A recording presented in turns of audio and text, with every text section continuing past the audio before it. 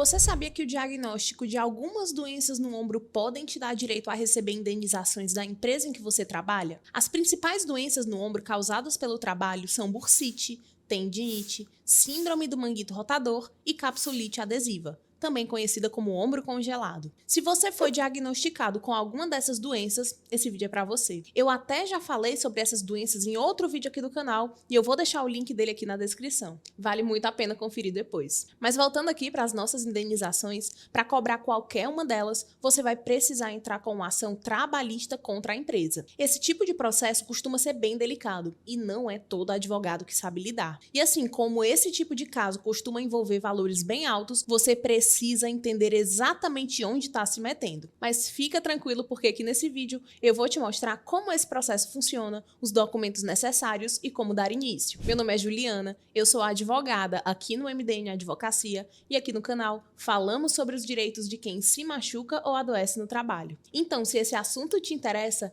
já se inscreve e ativa as notificações. Indo direto ao nosso conteúdo, vamos começar entendendo como funciona uma ação por doença no ombro no trabalho. Todo o processo trabalhista começa com o seu advogado enviando um documento chamado de petição inicial para a justiça. Esse documento é uma espécie de carta para o juiz, explicando o que aconteceu e por que a empresa deve te indenizar. Antes de dizer se você tem razão ou não, o juiz vai chamar a empresa para se defender. Depois das explicações da empresa, o juiz vai chamar um médico para analisar se a sua doença no ombro foi causada ou agravada pelo seu trabalho e a gravidade dela. No seu caso, o ideal é que esse médico seja um ortopedista. Além disso, você e o seu patrão poderão ouvir testemunhas e juntar documentos. No fim de tudo isso, o juiz vai dizer se você tem direito ou não à indenização. Depois dessa decisão, tanto você como a empresa podem recorrer. E assim, esse é só um pequeno resumo de como funciona esse tipo de ação, porque na prática é algo bem mais complexo. Para entrar com um processo de indenização por doença no ombro, você vai precisar de alguns documentos. Esses documentos vão variar de caso para caso, mas alguns documentos básicos que você vai precisar são o seu RG ou CNH, a sua carteira de trabalho e o comprovante de endereço. Esses documentos aí vão servir para te identificar. Além deles, você vai precisar da CAT. Também vai precisar de todos os documentos médicos relacionados à doença, como laudos, atestados e receitas. Todos os comprovantes dos gastos que você teve com a doença no ombro, como notas fiscais, recibos e declarações. Se você precisou passar por fisioterapia ou alguma cirurgia, também vai precisar comprovar isso. Caso você tenha sido demitido, os documentos de rescisão também são muito importantes. Outra coisa que você vai precisar é de documentos que provam o que você fazia na empresa que causou a doença no ombro. Por exemplo, se você pegava muito peso, trabalhava em posição forçada ou fazia muito movimento repetitivo, vai precisar provar isso. Dependendo aí da situação, o seu advogado pode pedir alguns outros documentos, mas os principais são esses. Se você não tem todos esses documentos, não se preocupa.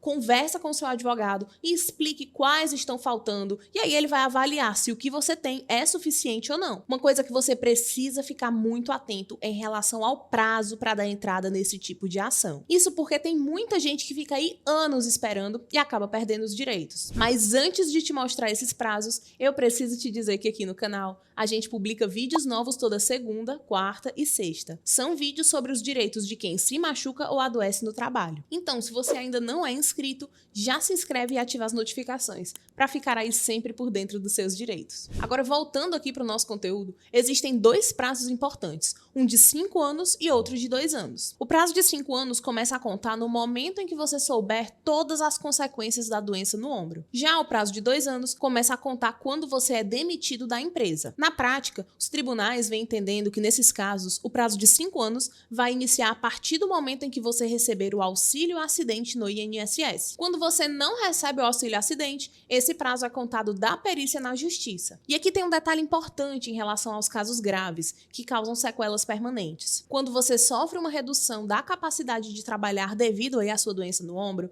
um dos direitos que você pode ter é uma pensão vitalícia. E aí essa pensão ela não prescreve totalmente. Isso significa que mesmo que você tenha adoecido há 10 anos, ainda pode receber essa pensão. Outro detalhe importante, mas que pouca gente sabe, é que você pode entrar com uma ação de indenização enquanto continua trabalhando na empresa. Mas assim, apesar de ser possível, não é o mais comum. Geralmente, as pessoas optam por entrar com uma ação após saírem da empresa. Mas isso não é uma regra.